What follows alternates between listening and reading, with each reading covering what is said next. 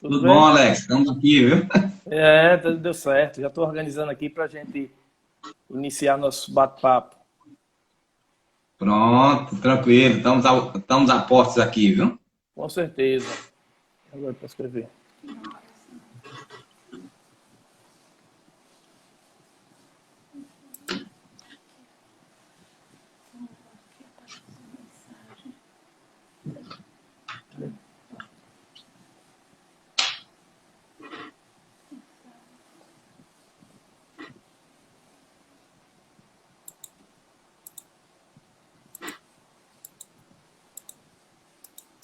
Aqui para não conseguir.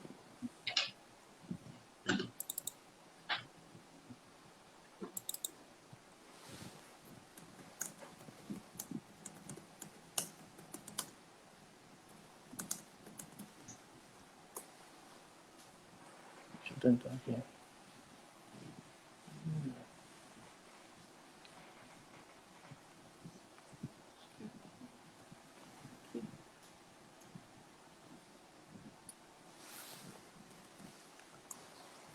Aqui você trazia os comentários, não deixa ninguém ficar comentando. Mas tem que comentar. Não posso dizer que faz, não.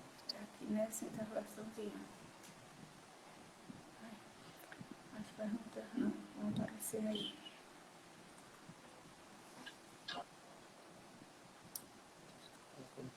Como se fosse comentar. Você deu aqui?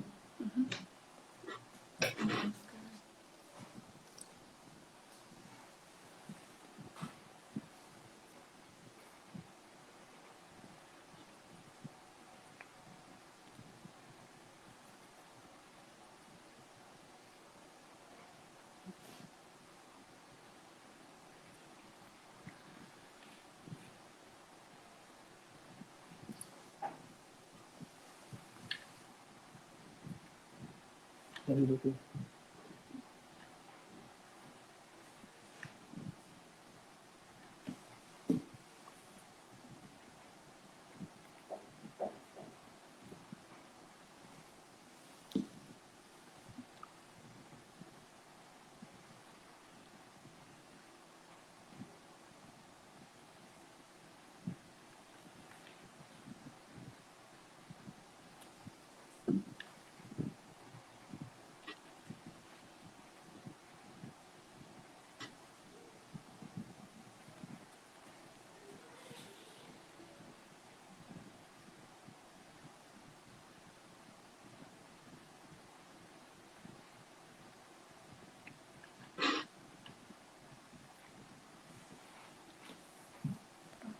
Mas tem que fixar. Eu não consegui fixar.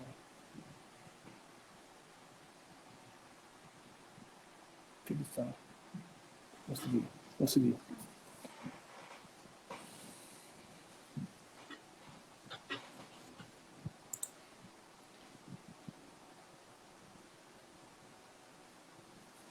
Então, vamos lá, doutor Paulo. Deixa eu Vamos.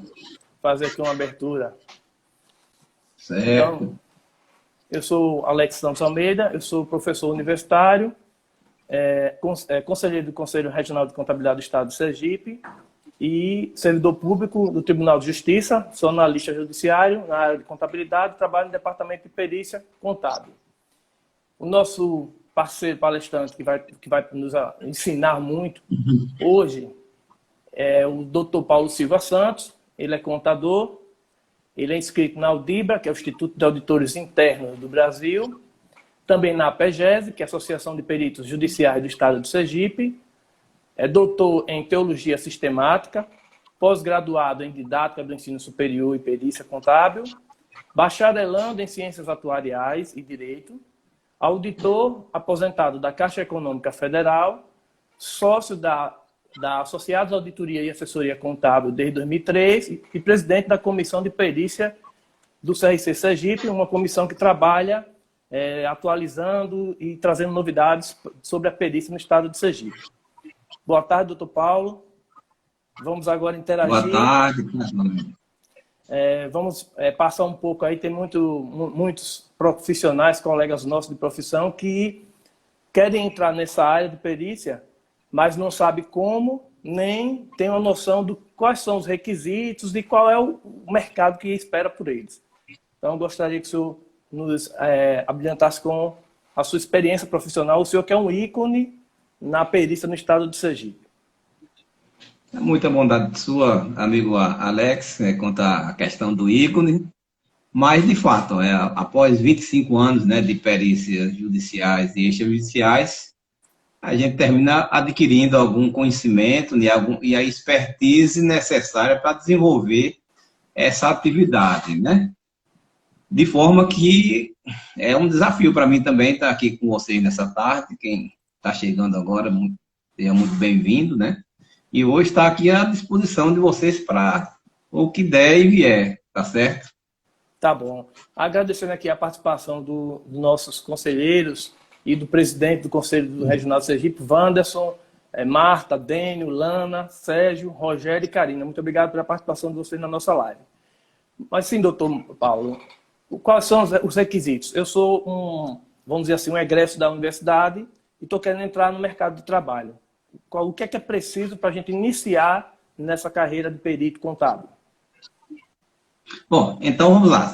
Essa pergunta pode ser dividida em duas partes. A primeira é um aspecto formal, né? Para ser perito contador é preciso ser, antes de tudo, bacharel e inscrito no CRC de competência. E depois disso, conhecer as normas brasileiras de contabilidade aplicadas à perícia, porque às vezes a pessoa quer ser perito porque ouviu dizer, né, Alex? Mas precisa saber se ele, ao tomar conhecimento dessas normas, em especial, nós temos duas normas novinhas em folha, que foram editadas, foram publicadas agora no dia 26 de março, né? É a TP01 e a PP01. São duas normas que tratam especificamente da função, eu digo assim, da função do perito. E então, tendo esse conhecimento, e depois, tem vontade de ser perito mesmo? É uma pergunta que mexe com a gente, porque o contador, via de regra, talvez não saiba, aqui nós temos alguns limites, como você mesmo sabe, na academia, né? Não se dá tanta ênfase à perícia, algumas faculdades têm agora procurado estabelecer uma agenda mais proativa, né?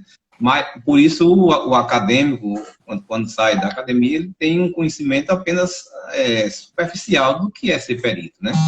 Mas, se ele tiver interesse, então o primeiro passo é ser contador e conhecer essas duas normas, pelo menos, né? Entendi. E, inclusive, a norma, ela cita que precisa ter o registro ativo no CRC, né, do seu estado. Sim, isso. E, como a gente sabe, a perícia, ela envolve três partes, né? Nós temos o perito do juízo e o perito assistente que vão contribuir com as partes que estão em questão dentro do processo judiciário. Então, isso quer dizer, não é isso? Então, mas se eu quero ser perito do juízo, eu preciso ter a qualificação relativo ao CNPC, né? Que é aquele Cadastro Nacional de Peritos Contábeis. Não é isso, doutor Paulo?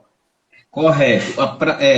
Essa é uma exigência do Conselho, entretanto, como soe acontecer na maioria, Alex, dos tribunais, a nomeação é de exclusiva competência do juiz, né? Então, ele pode nomear o bacharel até em ciências contábeis, desde que registrado no CRC, e está sendo feito um trabalho de grande importância, que é a da conscientização dos magistrados, de que eles precisam passar a exigir, inclusive, a inscrição, né, o cadastro no CNPC. Hoje ainda não é obrigatório, nenhum juiz segue isso aí, mas também, por outro lado, o CFC já normatizou que é preciso, para atuar como perito, que o contador esteja em dia com o seu conhecimento através da educação continuada, requisito para manutenção, ingresso e manutenção do CNPC, né? Perfeito. E só lembrando que uma vez, até como, vamos dizer assim, para você melhorar o seu currículo, independente se precisa ter o CNPC, eu acredito que o profissional é bom ele fazer essa qualificação, vai ser mais um atrativo dentro do currículo dele, aprovação no cadastro, E também ficar atento à questão da educação continuada, que todo perito com o CNPC precisa pontuar durante o ano e, ao mesmo tempo, se qualificando para o mercado onde ele vai atuar. Não é isso, doutor? E eu diria até que muito mais apenas, Alex, do que uma exigência que é a exigência do Conselho Federal, que o perito esteja em dia, né, atualizado com o seu cadastro, através, inclusive, da educação continuada, é muito mais uma questão mesmo de, assim, de competência e de concorrência, né? Aquele contador que se apresenta com melhores conhecimentos da perícia, não tenha dúvida que ele sairá melhor e será mais lembrado pelos magistrados, pelos advogados, enfim, ele vai marcando, digamos assim, o seu conhecimento por onde passa, e aí não tenha dúvida que ele vai ser muito mais lembrado do que outros que fazem um trabalho apenas razoável, né, porque não se dedicou, porque não teve essa preocupação, digamos assim, com a sua educação, inclusive continuada, né? Não basta só ser bacharel, fazer uma academia. Precisa se aperfeiçoar. E no caso nosso, dos peritos, isso é mais ainda do que necessário. É importante, é essencial, digamos assim, né? Não tenha dúvida. E os juízes daqui do nosso estado, eles estão só selecionando os peritos que têm esse cadastro. Inclusive, eles têm uma relação e eles vão requisitando, nomeando de acordo com esse cadastro. Por isso que é importante esse CNPC. Positivo. Os juízes, como eu estou dizendo, há um trabalho incessante, né, tanto dos colegas da PGES, como o próprio CRC, que entra sempre nessa discussão, é uma questão de convencimento. Os magistrados precisam a cada dia ser convencidos de que, além do aspecto formal, precisa, para além de mais, ou além de tudo, que o perito demonstre conhecimento, senão ele não vai acrescentar muita coisa no resultado da perícia, né? Não tenha dúvida. Graças a Deus, os magistrados têm respondido bem, têm feito essa seleção que você tem dito, né? Nós não sabemos os detalhes assim que acontece, porque todo contador, quando ele se forma, logo a primeira coisa que ele faz, ou talvez a primeira é receber o diploma, né? E a segunda é correr lá no segmento judiciário e deixar lá um currículo, né? E esperar que o juiz pegue lá no currículo dele e o nomeie. Isso é verdade mesmo. Então, a gente já sabe dos requisitos, né? Agora eu queria saber o seguinte, doutor Paulo. Quais são as habilidades? Para você que está começando nesse ramo de perícia contábil, quais seriam as habilidades deles? Assim, o que é que ele precisa saber para começar bem dentro desse segmento? Pronto. Eu até listei aqui, e se você me permitir fazer uma menção rápida, nesse caminho, Alex, de se tornar perito, eu listei quatro itens aqui, 5, aliás, deixa eu só citar eles rapidamente para poder facilitar um pouco a compreensão. Em primeiro lugar, como eu disse, ele precisa saber se ele quer mesmo ser perito, né? Em primeiro lugar.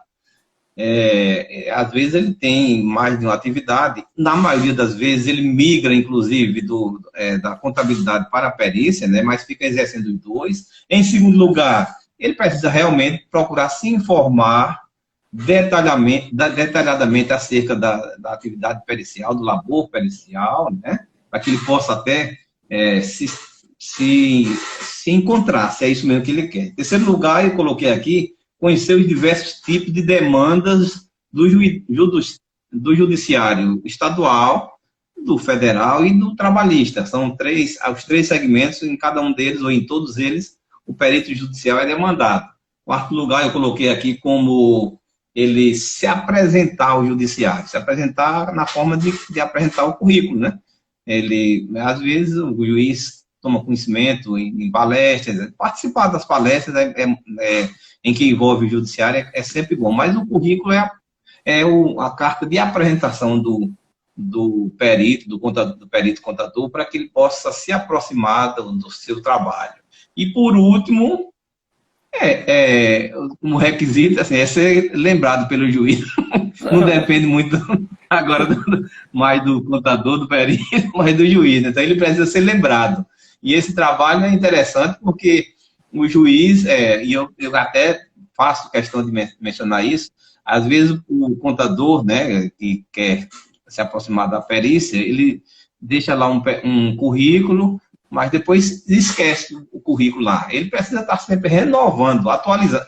Da mesma forma como ele se atualiza, inclusive com os cursos de educação continuada, ele precisa correr atrás de outros conhecimentos, de outras competências. E quando ele faz isso, o movimento de ato contínuo é renovar o currículo. Eu costumo sempre brincar assim, tem muito, nós somos, sei lá, 5, 6 mil contadores lá que apresentaram o currículo. Então, a pilha fica muito grande. Se ele não atualizar o currículo, depois o currículo dele vai ficando lá embaixo na pilha. Então, ele precisa fazer uma rotação, fazer assim, pelo menos a cada ano ele renovar o currículo, porque eu também entendo que se passou um ano, ele fez um aperfeiçoamento, precisa atualizar a sua folha curricular, né? Doutor Paulo, É isso? Leila Zilani está perguntando se o cadastro é estadual, o CNPC, se ele é um cadastro estadual. Não, o CNPC é um cadastro nacional, por isso é cadastro nacional, né? E, embora ele seja nacional, mas ele tem atuação no CRC de competência. Por exemplo, se eu sou do CRC Sergipe, o cadastro vai se prestar para o juiz fazer as consultas aqui no estado de Sergipe. Isso porque lá na implantação do CNPC, como todos sabem, o contador apresentou quais as comarcas, digamos assim, quais as cidades que ele almejava ou que já exercia a perícia. Então, se um contador quiser fazer perícia em se apresentar lá no CRC daquela região, ele precisa também ter dito lá no CNPC que ele vai atuar lá. Eu acredito que isso ainda não foi 100% implementado. Eu não saberia dizer se o CFC fez essa implementação, mas pelo menos no meu caso, eu me matriculei em cerca de 150 comarcas diferentes do Brasil inteiro, aqui no estado de Sergipe e no Brasil inteiro. Naquelas em que eu era demandado, seja como perito assistente ou como perito judicial. Eu sou nomeado em alguns outros lugares fora daqui também. Não é isso? Certo. O Fernando está perguntando como fazer para ser lembrado pelo juiz. Então, Alex, eu acabei de dizer, primeiro você precisa estar atento para apresentar o seu currículo com certa regularidade. Não apenas apresentar uma vez só, né, e depois esquecer lá, porque como a pilha cresce rápido, a minha prática é que a cada 8 meses eu faço essa renovação do currículo. Eu faço isso mas, além disso, o perito contador precisa estar atento para os diversos eventos que acontecem no Estado envolvendo o judiciário. E participar também, não só ele ir lá como ouvinte, mas participar. E isso torna ele, de alguma forma, conhecido, ou vai tornando ele conhecido dos juízes. Mas, além disso, Alex, e os demais que estão participando, eu costumo, não é mentir, não. Assim que eu apresento o meu currículo em uma determinada vara, onde eu tenho interesse de participar, eu procuro agendar uma conversa rápida com o juiz, depois, logo em seguida, no primeiro dia que ele tiver agenda para isso. Embora possa ser que ele não me conheça ainda, porque nem chegou a ler o meu currículo, mas eu já vou me mostrando para ele, perguntando a ele, me apresentando, dizendo que tem mais novo perito na concorrência, e até para que ele possa ter a oportunidade de fazer as perguntas que normalmente os juízes fazem, né? A competência, o grau de conhecimento, etc. Dânia está perguntando aqui se existe a necessidade da prova de qualificação. Nós já falamos sobre isso. Sim, Dânia, exige sim uma prova de qualificação, não sei, para poder obter o CNPC. Só agregando aqui, eu costumo dizer a meus alunos, que eu também fui professor de perícia, que o perito ele precisa entender muito bem da hermenêutica, porque lida com legislação, com leis, então tem um bom conhecimento da hermenêutica. Conhecer muito da matemática financeira, se ele for atuar na parte do financeiro, não é isso, doutor Paulo? E habilidade na questão de informática, né? Porque nós estamos hoje com a tecnologia aí e a gente precisa conhecer a questão dos pacotes Office, o Excel, que vai precisar muito, o Word, né? E a questão também da certificação digital. Então, a gente precisa ter esse conhecimento. Concorda comigo, doutor Paulo? O conhecimento e a habilidade. Você entrou num campo interessante. Né? Várias vertentes são discutidas hoje, Alex, e demais, com relação a essas habilidades. A ciência contábil conta as habilidades que já são conhecidas, né? Análise dedutiva, comunicação escrita, que você acabou de falar aí, tangencialmente, técnica, conhecimento jurídico específico, mas eu preferiria dizer assim, que dentre as habilidades que o perito contador precisa ter, algumas delas diz respeito especificamente ao conhecimento que ele tem de onde ele vai atuar. Veja bem, você falou há pouco instante aí sobre a questão da perícia financeira.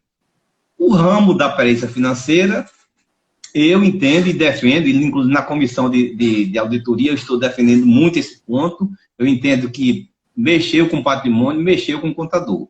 E mexeu com contador, mexeu com perito contador. É a minha defesa que eu sempre fiz ao longo da minha vida profissional. Mas eu digo assim, aqui em Aracaju, em Sergipe, a realidade, eu não sei se todos sabem disso, mas nós já tivemos a oportunidade de conversar isso em outras palestras. Nós temos, Alex, para o segmento de contabilidade ou de perícia contábil, 90% das perícias que surgem para a esfera do contador, só 10% é perícia contábil, genuinamente falando. Os outros 90% são perícias previdenciárias e ou perícias financeiras. E até eu fico assim preocupado que alguns colegas até parecia no passado já recente mesmo, e queriam abrir mão da perícia financeira. Mas aqui para a nossa realidade, abrir mão da perícia financeira é abrir mão de 90% do segmento. Né?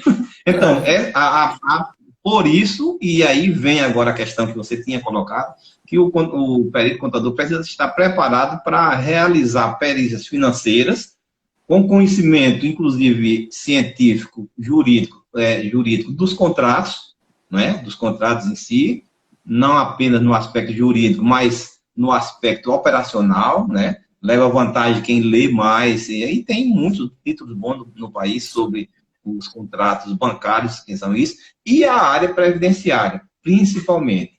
Enquanto há um volume muito grande de trabalhos, Alex, na área financeira, os contratos bancários em geral, os contratos de empréstimo, financiamento, na área previdenciária é um pouco menor, mas o volume de recursos envolvido é 10 vezes mais, 100 vezes mais. Enquanto, por exemplo, uma média de um laudo para um laudo previdenciário fica em torno de 400, 300 mil reais, um contrato bancário fica em torno de 4, 5, 10 mil reais.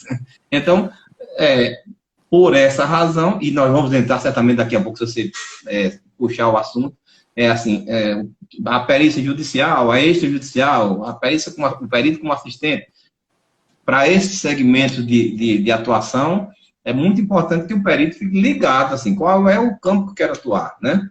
Eu quero ficar só com a perícia judicial, e na perícia judicial eu quero ficar só como perito tributário, como perito contábil, como perito financeiro, com tudo, né? Com todos, né? Enfim, são assuntos que a gente, se der tempo, a gente vai rolar bem por aí. Viu? O senhor fica à vontade. Eu quero essa live, quero contribuir muito para que a gente tenha a possibilidade de trazer para o nosso mercado vários peritos, pessoas que estão querendo aí a sua parte. Pode ficar à vontade. A professora, nossa colega Lana Veiga, ela botou bem assim aqui, fazer um excelente trabalho perante o magistrado, como requisito para ser lembrado. Isso, é isso que eu disse. Logo após entregar o currículo, não esperar que, inclusive, que o magistrado, que o juiz faça a primeira nomeação. Ela, em média, acontece, digamos assim, já para entrar nesse campo propriamente dito, quando a pessoa apresenta um currículo, em média, demora entre 4 e 6 meses para um juiz nomear pela primeira vez. Então, é muito tempo para um currículo do profissional ficar lá paradinho. É bom que ele se mexa um pouco, como eu disse, além da apresentação pessoal para o juiz não é nenhum bicho-papão. Ele se apresenta dizendo que é, o máximo que pode acontecer é o juiz, não posso lhe atender hoje, não. Bom, ele agenda para outro dia, para outra semana, mas ele precisa conversar com o juiz até para se mostrar, né? Olha, eu estou chegando aqui. Mas, além disso, é assim, é um pouco de paciência mesmo, porque, em média, a primeira nomeação pode demorar até 6 meses, entre 4, 3, 6 meses. E aí, nesse meio tempo, é comum que o perito que está, né, esperando, aguardando ser nomeado, comece a desanimar, né? Comece a pensar em outras coisas. Então, é preciso que ele continue investindo, porque na hora que ele receber a nomeação, que precisar fazer a sua proposta, já na proposta de honorários, ele precisa estar mostrando serviço para o juiz, mostrando serviço mesmo. Se ele, eu vejo, faço aqui uma crítica rápida para alguns colegas, as normas brasileiras de perícia trazem os modelos de orçamento de perícia. Mas, às vezes, eu fico olhando um colega faz uma meia folha de papel para apresentar um orçamento de perícia. Poxa, aí eu na condição do juiz, eu ficaria pensando, meu Deus do céu, eu não sei nem o que a pessoa está dizendo aqui, o que é que ele está dizendo aqui? Então, isso é apresentação, mas não tem razão, precisa se apresentar bem, e uma das formas de se apresentar bem é na apresentação da proposta de honorários periciais. Quanto mais bem elaborada, sem ser prolixa, sem ser demasiadamente longa, mas concisa, falando tudo que interessa. E aí, sim, isso é uma porta de entrada boa. Foi bom a colega ter lembrado isso. Bom, o Fernando está perguntando se é para entregar o currículo de papel mesmo, presencial, ou existe uma questão de portal de cadastro aqui em Sergipe. Não, nós já temos o portal do perito desde o mês passado, né, mas ele não comporta ainda, comporta um cadastro, é claro, mas não comporta a questão do currículo. O currículo precisa ser presencial, de boa qualidade, não muito cansativo, mas dizendo o que interessa. Qual é a qualificação do profissional e qual é o grau de atualidade dele, que ele tem. Isso é importante. Então, algumas regrinhas para o currículo do perito devem ser observadas. Uma delas, por exemplo, é se ele vai atuar no ramo da perícia financeira, ele não precisa estar detalhando outras áreas que ele faz, aquilo outro, sob pena do magistrado, quando for ler, ou do assessor dele, que é quem realmente lê, ele ficar cansado antes de chegar ao cliente. Então, se ele tiver que dar um recado, dele na primeira página, na segunda, tudo que ele faz com prioridade.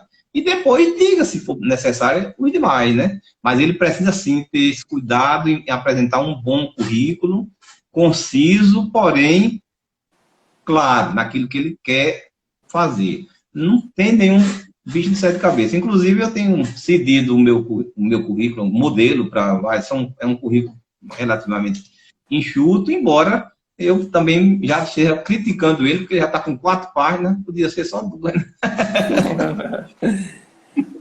O nosso colega Daniel está perguntando como fazer para se cadastrar em outros estados. Daniel, a perícia judicial, o sistema é o mesmo. Por exemplo, daqui de Aracaju, eu enviei currículo, não pude estar presencialmente, né, não pude, por questão até de gasto, mas enviei para os estados, para os tribunais que me interessou, e eu já estou colhendo alguns frutos, né, eu enviei pelo correio, embora direcionado para o magistrado de cada comarca que me interessou mandar. Então, esse é um caminho como outro qualquer. Aqui em Sergipe, eu acho, assim, para o colega, deselegante, os fóruns são tão próximos da gente, né, os 3 fóruns, e a gente, chegando lá pessoalmente, até mostramos serviço, né? Mas para outros tribunais, e especialmente os tribunais estaduais, eu terminei mandando pelo correio e recebi resposta de alguns deles. Não mandei, só mandei para aqueles que me interessou. E já estou agora aguardando as nomeações. Já tive notícia de algumas, né? Entendi. O Matheus está perguntando quais foram os principais motivos que levaram vocês a escolher a área de perícia.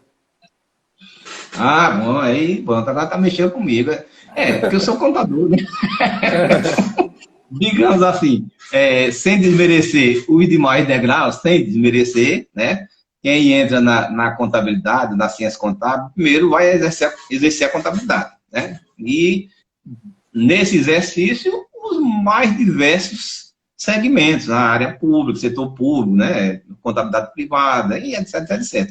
Mas, digamos assim, que é um degrau de entrada. Depois, se a pessoa quiser fazer um trabalho mais seletivo, vai para a auditoria. É o meu caso.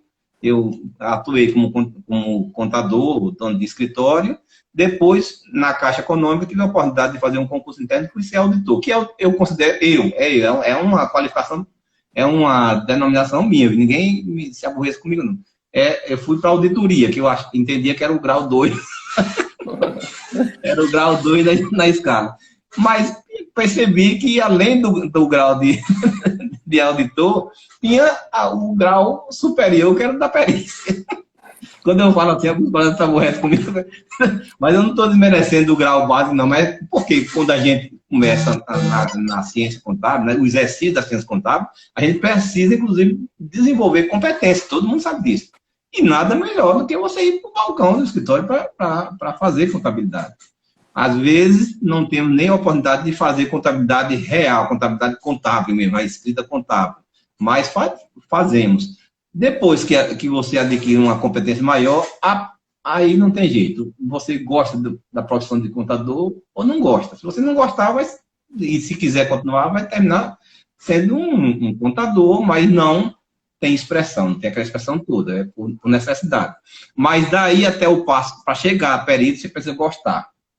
Perfeito. Gostar da contabilidade e depois que tomar conhecimento da perícia, gostar, porque nós estamos sujeitos da mesma forma que o advogado, a prazos, a cobranças judiciais, a embates, né? Digamos assim, o contador, no exercício de sua profissão, ele quase que não tem embate com ninguém. O embate que ele tem é com o empresário para discutir as questões, mas o perito, tanto quanto o auditor, por exemplo, ele diariamente está travando embates, seja embates com o colega, porque ele está atuando como um perito judicial, mas o outro é assistente, então os dois normalmente não precisariam estar em posições antagônicas, mas é o que mais acontece, porque um está defendendo os interesses do seu contratante e o outro no interesse do juiz. O perito é auxiliar do juiz. Nessa condição, ele presta contas ao juiz. E também não tem assim, como ele fazer diferente, não. A independência do perito, Alex, por exemplo, é com relação ao seu conhecimento, à sua moral, à sua honestidade e à sua liberdade de colocar a perícia, os seus achados no laudo. Mas ele, se estiver executando uma perícia judicial, ele vai aderir ao que o juiz disse, aos comandos. Eu vejo alguns colegas, às vezes, criarem alguma discussão porque querem impor até ao juiz uma questão. É claro que o juiz não sabe a contabilidade, não sabe aspectos mas o juiz é o condutor do processo. Então, quando ele sentencia, os parâmetros que o perito vai desenvolver, vai adotar, são aqueles da sentença, né? Às vezes, é preciso, portanto, que o contador compreenda se ele está disposto a ter essa vinculação com alguém dizendo, olha, o contrato vai ser com juros de 3%, vai ser com isso, ele não vai ter liberdade para colocar o que ele quiser num laudo, por exemplo, né? Tá, só respondendo a Matheus, o que foi, por que eu escolhi, na verdade eu sou concursado, né? Fui concursado do tribunal e estou no departamento de perícia, vai fazer 2 anos. E aí o que me fez gostar de perícia é porque perícia você tem que estudar muito, o tempo todo, e cada processo é uma descoberta. Então a gente nunca vai dizer assim, eu sei de tudo, a gente está sempre sendo surpreendido por processos, então você sempre tem que estar estudando muito e cada processo, cada perícia que você conclui, você sente aquele alívio e aquela satisfação de ter realizado a demanda que foi imposta pelo juiz a você. É isso, doutor Paulo? Aí o senhor e não tem a dúvida, viu? Pode falar. Pois. E não tenha dúvida, cada trabalho concluído pelo perito é motivo de satisfação pessoal, íntima. Ele consegue. Isso não estamos nem falando ainda na questão do atendimento à demanda judicial em si, mas a própria satisfação do perito de ter feito um trabalho. E deixa eu dizer aqui um segredo. A gente, Alex, e os demais, a gente sabe quando fez um bom trabalho. É A verdade. gente percebe claramente. Tem trabalhos que não saem, a gente fica ali dias, horas, ele não sai, mas precisa sair por causa do prazo. Mas tem outros não, que a gente diz assim, bom, terminei esse trabalho, é como se fosse, terminei essa obra-prima de hoje, aí amanhã já tem outra obra-prima para ele fazer. Mas por conta disso é que eu estava dizendo, que aí precisa que o contador perceba se ele vai realmente, se ele gosta daquilo. Porque se ele não gostar, ele vai apenas ser mais um perito. E nem sempre isso é a melhor decisão. Eu aconselho, portanto, todo mundo passar por um estágio. Eu até tinha colocado aqui. A melhor coisa, ou a melhor possibilidade que um contador possa ter para saber se vai gostar da peça é fazer um estágio. Por exemplo, no meu escritório agora, o escritório é um escritório de porte grande, né? E no momento, nós estamos com 5 estagiários. Só que eu faço um negócio diferente dos demais. É uma dica. Por exemplo, quando aceito um estagiário, antes, como eu sou psicólogo, você sabe, né? Aí eu faço logo um teste vocacional. Faço logo um teste vocacional. Depois o estagiário assina um pré-contrato, porque se ele se der bem, vai ter uma parceria garantida por um período, né? 4 anos, né?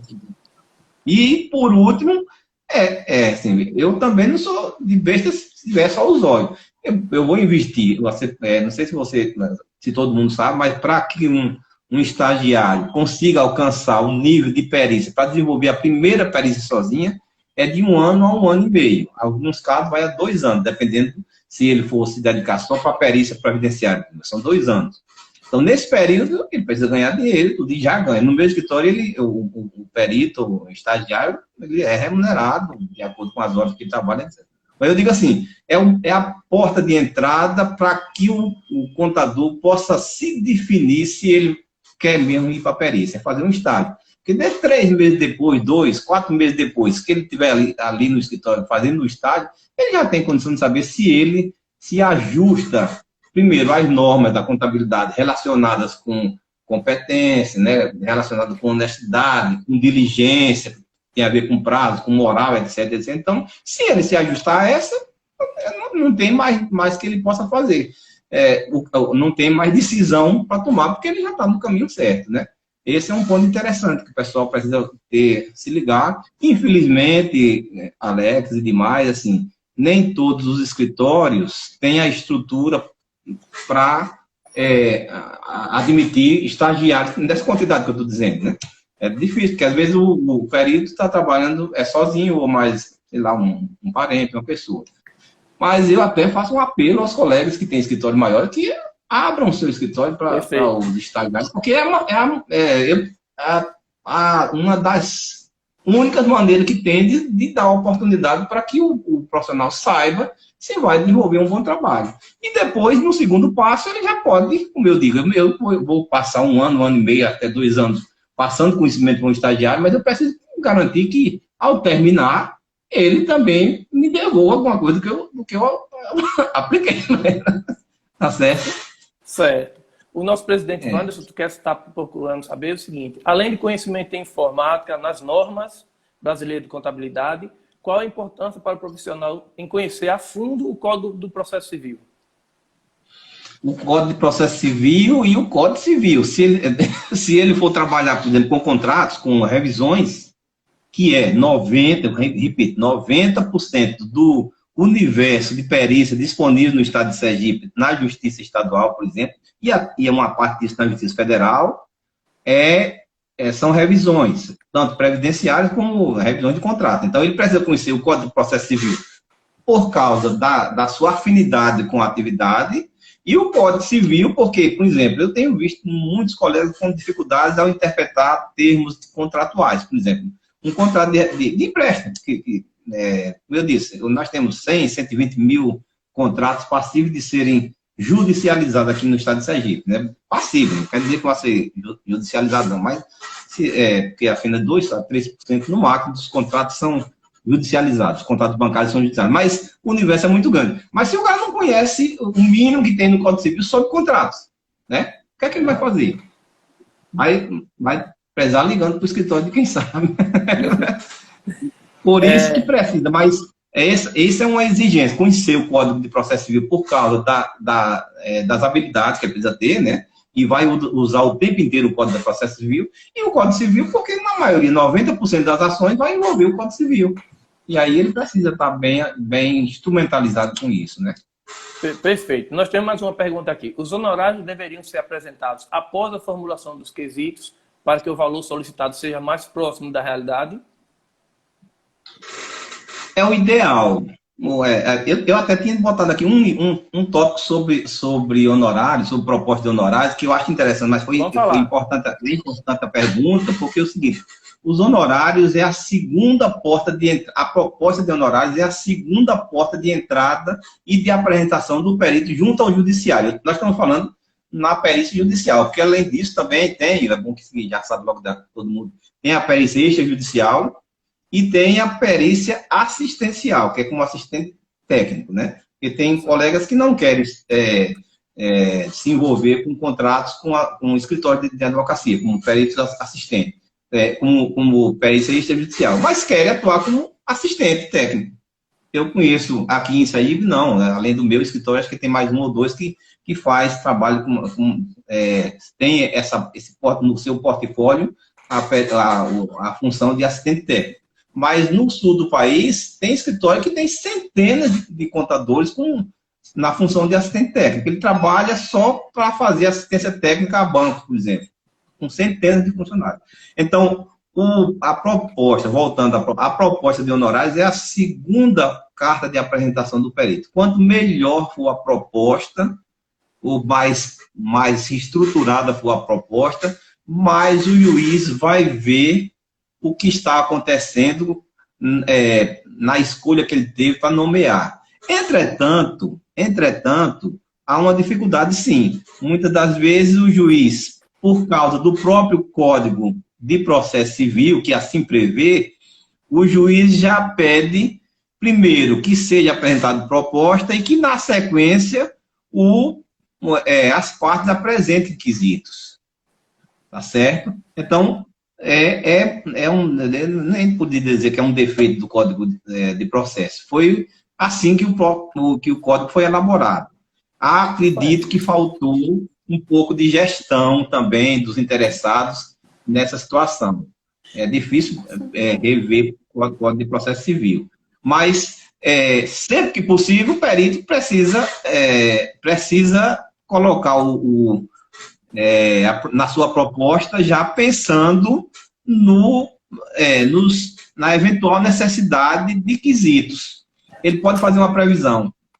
Acontece que, como o Código de Processo Civil inverteu, primeiro apresenta a proposta, depois os quesitos, ele tem duas alternativas. Ou entra numa espécie de conflito com o juiz, não apresenta, depois de nomeado, não apresenta a sua proposta, que eu acho um pouco temerário, porque ao não apresentar uma proposta, o juiz pode simplesmente entender que ele, sei lá, por alguma razão, está querendo tumultuar o processo, então apresenta a sua proposta, mas coloca um parágrafo dizendo que em caso de apresentação de quesitos a posteriori, que ele seja demandado, seja oportunizado ao perito rever a sua proposta. Agora, deixar de apresentar a proposta, eu considero que é um atraso para o processo, né? Tudo bem. Precisa que o perito tenha essa sensibilidade, né? O nosso colega Dena está perguntando se hoje existe nomeação para pessoa jurídica e qual seria o procedimento para que isso acontecesse. Se poderia mandar um folder, algo nesse sentido. Para ser nomeado ótima pergunta. Prevê artigo 115, 116, a possibilidade de nomeação de pessoa jurídica. O meu escritório já está, o procedimento é o mesmo. Eu preciso apresentar o currículo do escritório, né? Precisa estar, primeiro, cadastrado no CRC, apresentar esse currículo com a experiência curricular da pessoa jurídica e nela podendo, inclusive, fazer aportes ao seu corpo de sócio, né? E até mesmo dizer quantos peritos tem à disposição, não tem problema nenhum. Mas é possível, e aqui em Sergipe já tem havido nomeações para pessoa jurídica, né? Aqui em Sergipe. Desde 2015 que é possível. Mas é um campo que está pouco explorado ainda. É bom que os colegas comecem a se despertar, porque é possível, para quem tem escritório, né? Dentro do artigo 115, 116 do Código de Processo, ele apresentar o currículo empresarial para que seja nomeado, não tem nenhum problema não. Há uma dificuldade aí nesse caso, é porque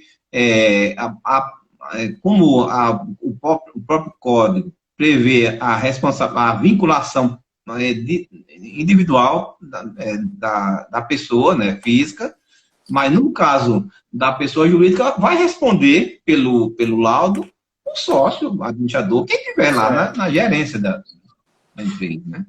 Mas perfeito. É possível e já está valendo. Já está valendo.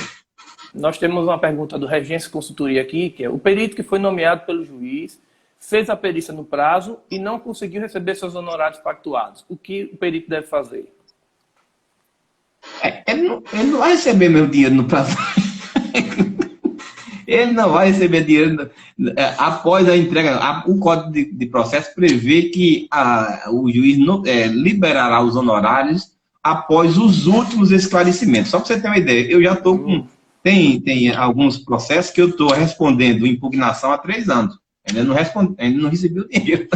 Então, é após os últimos esclarecimentos. Mas também, no Código de Processo, está previsto que o juiz poderá liberar até 50% da verba honorária no início da perícia.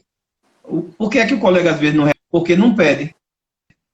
Precisa que ele, já na proposta de honorário, diga que o juiz precisa adiantar X%, até 50% da verba, para que ele vai fazer face à despesa disso, daquilo, e ele coloca lá os itens que ele acha que deve. Mas, se ele não pedir, o juiz não pode julgar extra petita. Não pode julgar aquilo que não foi pedido.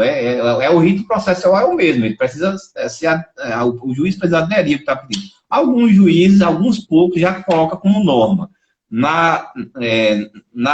No início da perícia, libere-se 50% para tal e tal. Só que, nesses casos, há um risco de os outros 50% ir para o final do processo.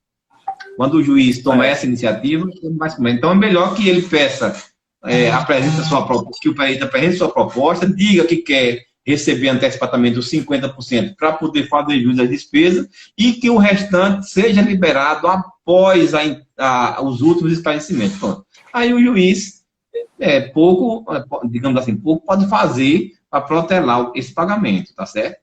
Então, é uma questão, mas por outro lado também, alguns juízes, depende muito do relacionamento, por isso que eu estava dizendo no início, precisa se apresentar ao juiz. Alguns juízes terminam por liberar a verba honorária logo após a entrega, o depósito do laudo. É preciso que o juiz tenha já uma história do perito lá no cartório, na vara, né? E ele perceba que o perito não dará um cano, não deixará de cumprir a sua função pericial enquanto durar a demanda científica, a prova científica, né? Ok. Maria Salete está perguntando o que o senhor vê com a questão do juiz mandar já a intimação com o valor da perícia. E, às vezes, valores até, né, que a gente já sabe. Exatamente. Tem alguns casos que a perícia, que o processo foi deferido ao processo a gratuidade judiciária. Nesse caso, não tem muito que possa fazer. Ou a pessoa aceita aquilo, ou então declina e não aceita. Mas no caso em que o juiz já fixa um valor, é aí onde vale, Alex e os demais, a expertise do profissional, do perito, né? Por exemplo, eu já deve ter 12, 14 mil laudos que eu emiti ao longo da minha vida de trabalho. Então, eu já sei, por exemplo, quantas horas eu vou gastar para fazer um laudo. Na maioria das vezes, um laudo de revisão, eu já sei que gasto 5 horas. no laudo de revisão previdenciária, entre 14 e 16 horas. Se for 10 pessoas, eu multiplico isso pela metade, porque, enfim, eu já tenho, o perito precisa ter esse conhecimento, essa expertise. Se ele tiver, não tem problema nenhum, o juiz apresenta lá o valor que o juiz quiser apresentar e ele pede licença ao juiz para apresentar o valor que ele entende adequado dentro daquilo que é a experiência dele. No meu caso, amigo, não teve uma única vez que o juiz não aqueceu. E olha que já estou há 25 anos no Judiciário Sergipano e no Federal de Itatrabalho. Então, é uma questão apenas de postura do perito contador. Se ele sabe se posicionar dentro da sua proposta, o juiz não tem pode até que o juiz aqueça a um pedido da parte para rediscutir o valor. É outra coisa. Porque o próprio CPC novo prevê que a parte precisa falar sobre a proposta de honorários. Aí o juiz não é parte interessada naquela briga, naquela discussão, mas da parte sim. E aí cabe ao perito discutir. Normalmente o juiz atende aquilo que o perito diz. Mas quando há inconformismo da parte, o juiz é obrigado a devolver a proposta para que o perito se pronuncie, dizendo se aceita eventual redução ou não. No mais das vezes eu mantenho, no mais das vezes. Algumas vezes até revejo. Por uma questão de estratégia mesmo, de estratégia do perito. Revejo mas mantenho e o juiz diz, olha, ok, o perito apresentou bem. Agora, o que eu quero chamar a atenção, Alex e os demais que estão nos escutando, é bom esse tipo. Eu até sugiro que façamos mais lives como essa, que pode não dar tempo, né? Já estamos com... Exato, é porque às vezes a proposta de honorário não está tão estruturada, né? Não está tão estruturada. É uma proposta, como eu disse, de meia página, né? Sem muita explicação, sem o detalhe das horas que vai ser gasta, etc, etc. Então, numa situação como essa, qualquer pessoa pode dizer que está insatisfeito, quer mais, quer muito. Quando eu demonstro claramente o que é que eu demonstro, inclusive, Alex, que eu li o processo, você lembrou há uma meia hora atrás, uma das responsabilidades do perito, logo na entrada, é conhecer o processo todo, em detalhes. E aí ele vai poder dizer assim, ó, eu vou gastar 15 horas, né?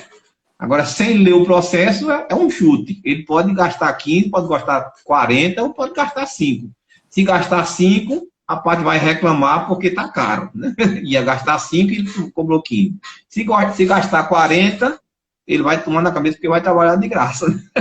Tá bom, o assunto é tão bom que o tempo voou e a gente, daqui a pouco, vai cair, a gente não vai ter tempo de agradecer o senhor, agradecer a participação de todos os nossos colegas de profissão, conselheiros, meus ex-alunos e alunos que estão participando, que eu estou vendo, e agradecer principalmente o convite, que o senhor aceitou o convite para debater esse tema muito importante. Agradecemos o CRC ao senhor, a participação do senhor. E o senhor tem alguma... Beleza. E antes de deixar o senhor se despedir, eu queria só dizer aos nossos participantes que nós teremos uma outra live no dia 9 de junho, às 18h30. O tema vai ser Ações Voluntárias Constroem uma Sociedade Mais Humanizada. Perfeita a nossa live. Então não percam essa live do dia 9. Agora eu queria que o senhor se despedisse, porque o nosso tempo está bem limitado. Pronto, só lembrando, na próxima oportunidade eu me comprometo com vocês de falar sobre perícias judiciais, perícias extrajudiciais, que é o forte, há quem se engane que é o forte, mas agradecer muito, e perícia com assistente técnico, são 3 modalidades dentro dessa perícia. E agradeço demais a oportunidade, os colegas fiquem à vontade para me demandar quando necessário, estou à disposição, viu? Então vamos marcar uma nova live. Então vamos ter uma outra live, vamos marcar com esses 3 temas que o senhor sugeriu aqui, certo? Nossa. Então tá bom. Beleza pura. Agradecemos a todos a participação, um forte abraço e até nossa próxima live.